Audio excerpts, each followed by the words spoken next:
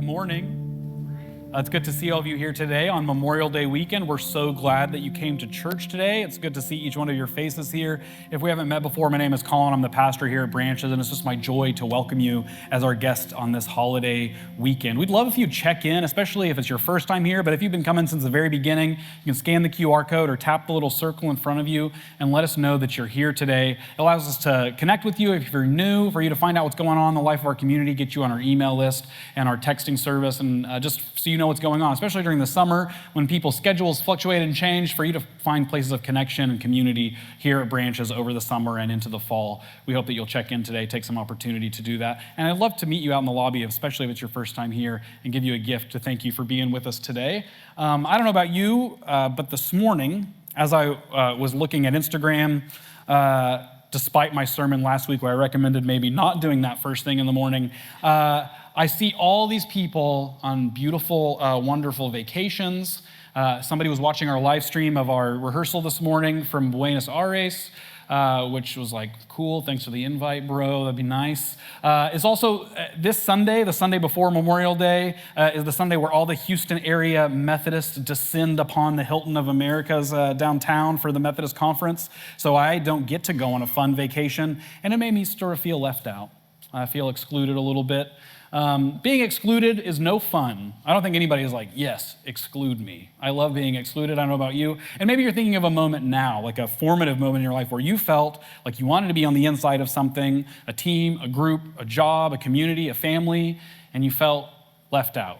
Intentionally, maybe unintentionally pushed out, excluded. You want to be included, but you're excluded. I, like you, don't like to be excluded. I want to be included. And I like you, I think I can imagine and remember and recollect some times that had a formative impact on me where I was excluded, where I really wanted to be with others. One stood out to me this week as I was thinking about being excluded. A very cheery time to spend your week thinking about all the times you're excluded. In my elementary school. I was in fourth grade, and in fourth grade, before I moved up to fifth grade, we were kind of measured, assessed, day after day, week after week, with a calendar. We had a little folder with a box for every day of the week, and we either got a smiley face stamp or an oops stamp. And boy, I had collected some oopses. I had a lot of them. If you got so many, you got a call from the teacher. There was like some thresholds there, like you had too many oopses, you didn't get to do this, you didn't get to do that. And especially at the end of the year, if you had one too many oopses, all the good kids, all the good little boys and girls would come in from recess, get a little snack, and go watch a movie like Fern Gully or something in the next room, and all the oopses, me, had to stay behind and read a book. Oh no, like please don't make me sit and read in the quiet, it's awful. I think about it now, it's like that would have been my heaven now. But back then, it's like, oh man, I had like one too many. I also look back now, like my wife's a teacher, my mom's a teacher.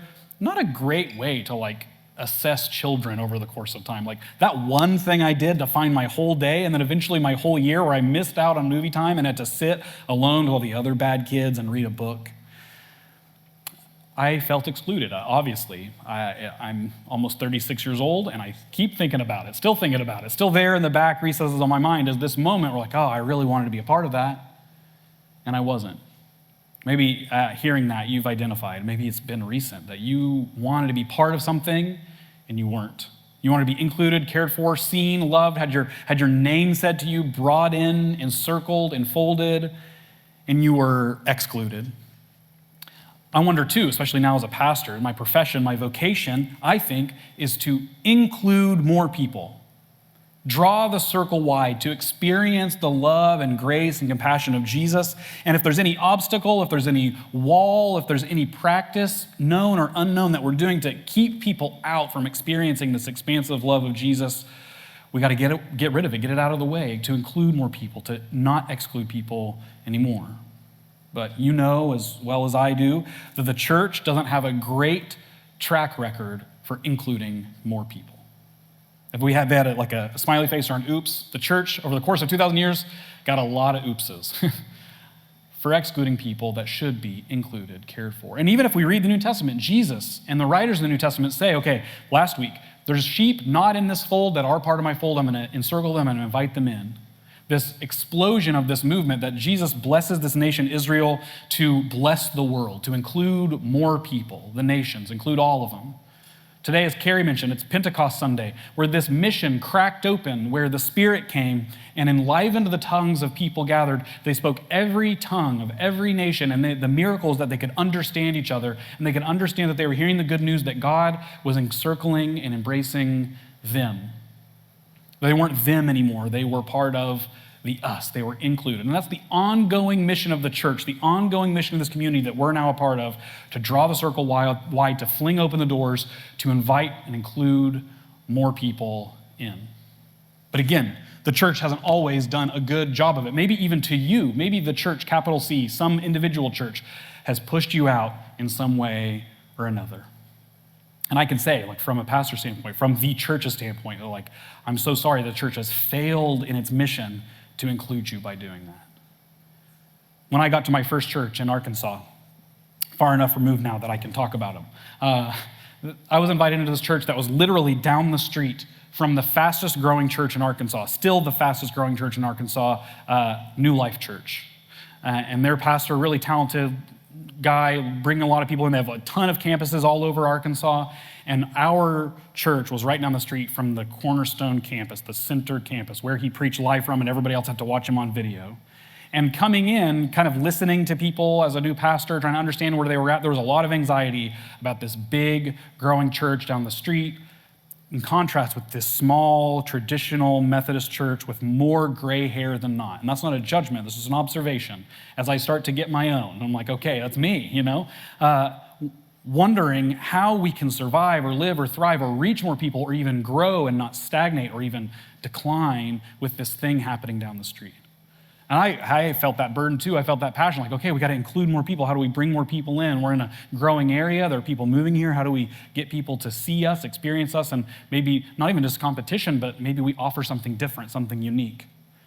And this wasn't the only thing, but I started to see some ways we were excluding people. One in particular that I still think about today.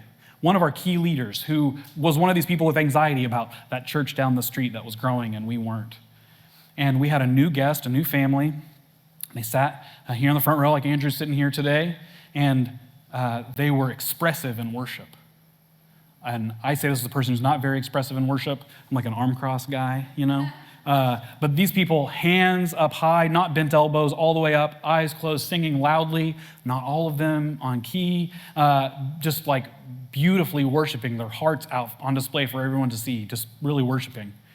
And this conversation afterward, we're meeting this new guest, and this leader said to them, like, hey, like, I noticed how you're worshiping or whatever, you know, like, do you think you might be more comfortable at New Life Church? They do that down there.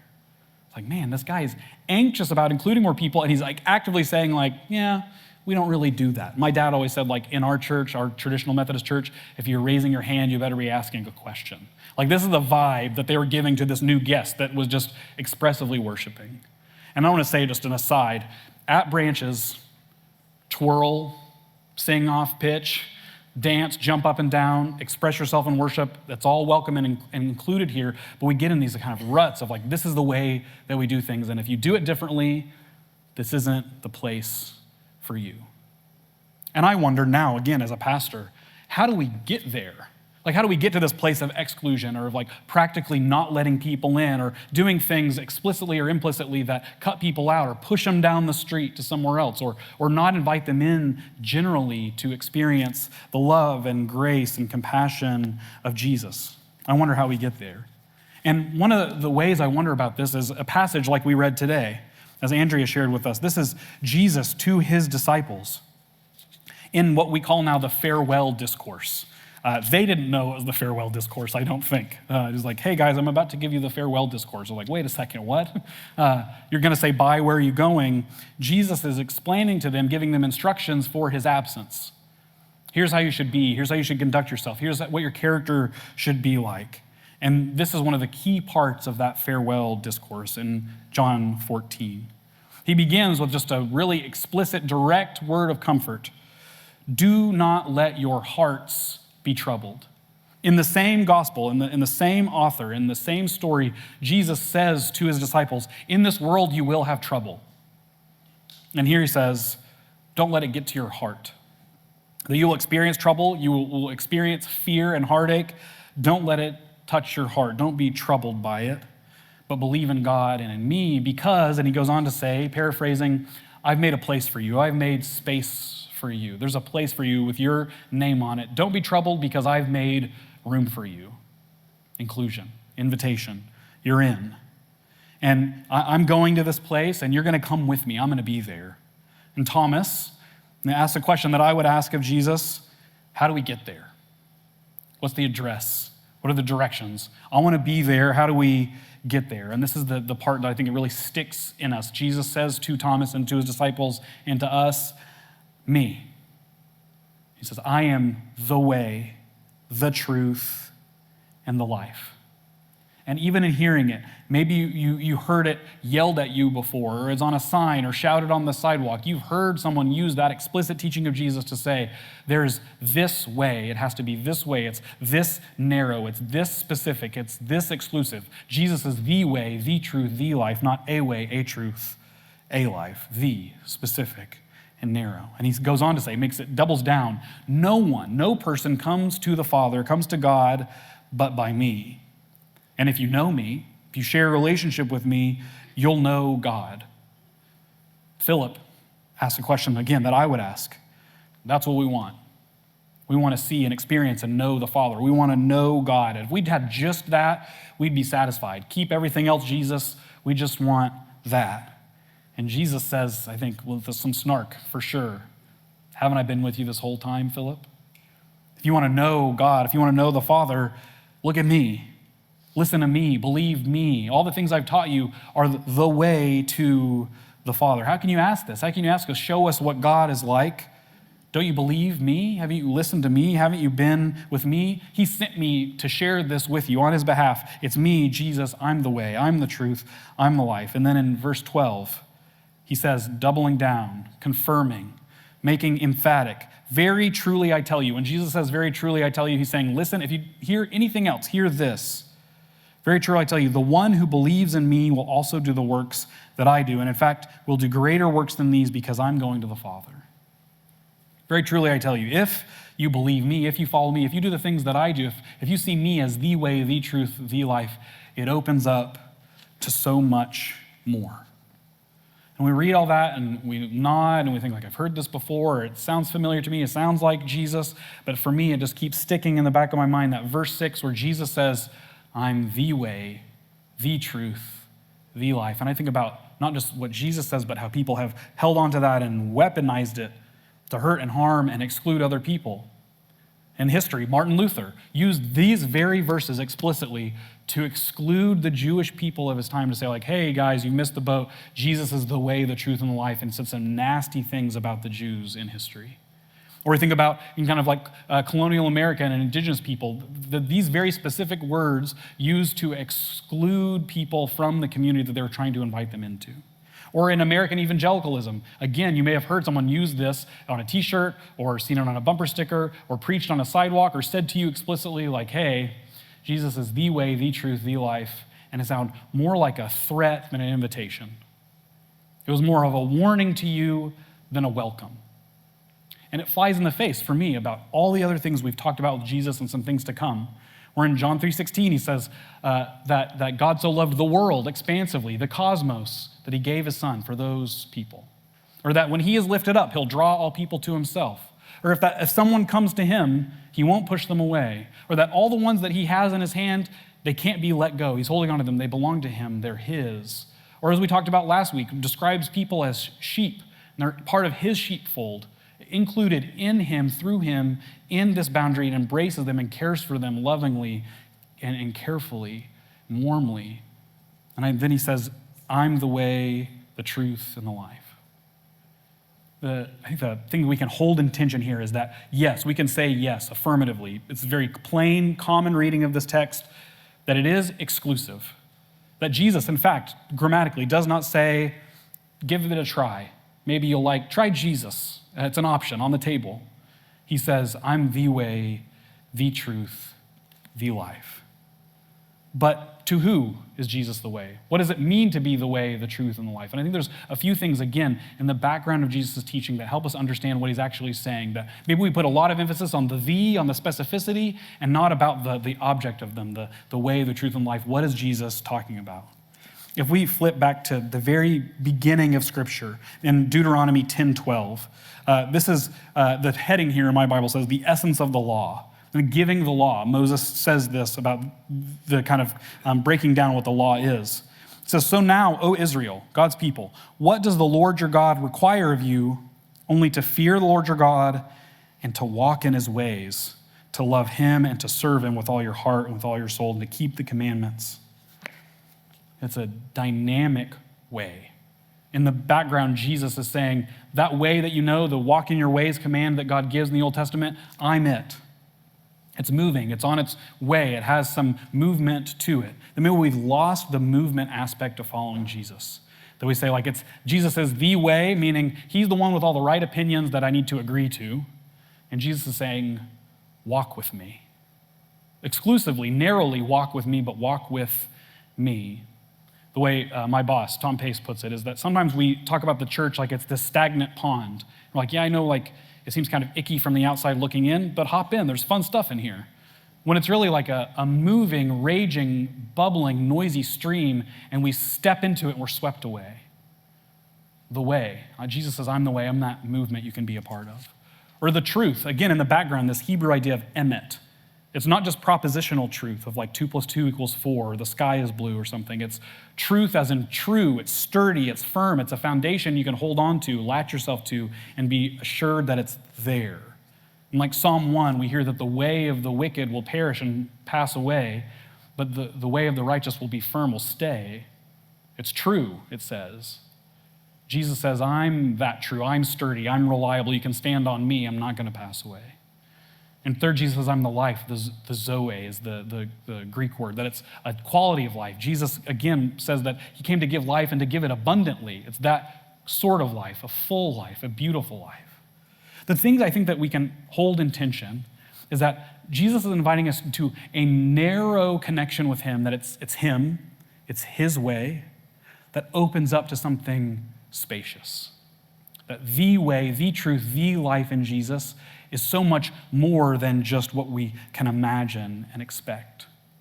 For me, as the oops kid who was relegated to reading books and has formed me and shaped me into the input-driven, addicted, nerdy person that I am, can help describe it in this way, hopefully. Maybe it's helpful to you, is the TARDIS from Doctor Who. There's David Tennant, the best doctor in my opinion. That he's in this police box and he uses it to travel space and time. And people see it and they're like, that's what you travel around in. And then they go inside and they see the inside. It's kind of a joke of the show. It's bigger on the inside than it is on the outside. And I think that that's what Jesus is inviting us and his disciples into. That it's bigger on the inside than it looks on the outside. That yes, you walk up to and you're like, that's it? It's just this one guy, Jesus. That's what you're inviting me to? And it's like, yeah, if you follow me, though, look, there's room for you. There's a space for you and for your neighbor and for the Gentiles and for every tribe, tongue, and nation in the earth and every person who's ever done anything, every sin or awful thing you can think of, there's a place for them. And there's people with history and there's people who are religious and people who are trying to figure it out and people who say they're spiritual or people who don't know what they believe. And Jesus invites all of them, every single one by name, to be part of the fold, narrowly through him into this spacious life. And somewhere on the spectrum, you can find yourself that when you hear this teaching of Jesus, it sounds narrow because you're so used to including all these things that aren't Jesus. You're like, well, it sounds really narrow because I'm used to telling people yeah, Jesus is all right, but I also want to keep people out. I don't want people that don't look like me or think like me or speak like me to be part of this. So when you're on that end of the narrow spectrum, or maybe it seems spacious to you because you're used, again, to excluding people. You're used to the narrow way that we're kind of invited to that stays narrow. It's just this way only. Again, it's a warning, not a welcome. And what Jesus invites us to, I think, what the practical piece of this that we can find ourselves kind of wrestling with as we hear Jesus' teaching and maybe even still hearing him say the way, the truth, and the life makes us bristle or shrug or wonder what he means, is we can reclaim that dynamic way that Jesus talks about. That it's not stagnant, that it's in motion always. And that our invitation is to step into it. It reminds me of the end of that great Matthew McConaughey movie, Mud, where he finally escapes. We're not sure what his fate is, and he didn't die, but he's alive, and he's in this riverboat, and the river goes down narrowly, and then in the last scene, it opens up into the sea. And that's what Jesus is inviting to, this movement that goes somewhere beautiful and big. And also, too, for us, if we follow Jesus, that our witness is spacious, not narrow. And we can say, okay, yeah, come think and believe and affirm all the things that we do and like nod your head and like here, it's narrowly this way and there's nothing else. But that our spacious witness of Jesus is that there's so much more on the inside. There's so much beauty and transformation that God, on Pentecost, we celebrate, has for some reason chosen to put this ragtag group of weird people together to be his hands, feet, and face in the world. There's this big, open, spacious beauty that he's created in each one of you, in each one of thing that you bring to the table, each thing that God invites you to share in your gifts and your talents with the world. And then the third thing, maybe just this assessment for us. Is our view of Jesus still at this entry point, this narrow place, this small door? Is it still there? Like, yep, there's the way in. And we ourselves are forgetting to crawl through and see what's so much more for us inside. More love, more inclusion, more life, more beauty, more transformation, more anything that we could expect or imagine is through this specific narrow way. Jesus invites us narrowly. We're going to narrowly come to this table where there's bread and cup. Like there's no menu here. Like, would you also like, something else, like a chai or something? It's bread and cup. And narrowly we experience this broad, open table that connects with all people through the centuries, every saint that's ever taken part of this table and every person that takes part in it today is invited into this big, spacious world that Jesus has created. It's narrow, the way, the truth, and the life, into the cosmos, to the world that God is inviting all to himself by Jesus. And thanks be to God for that.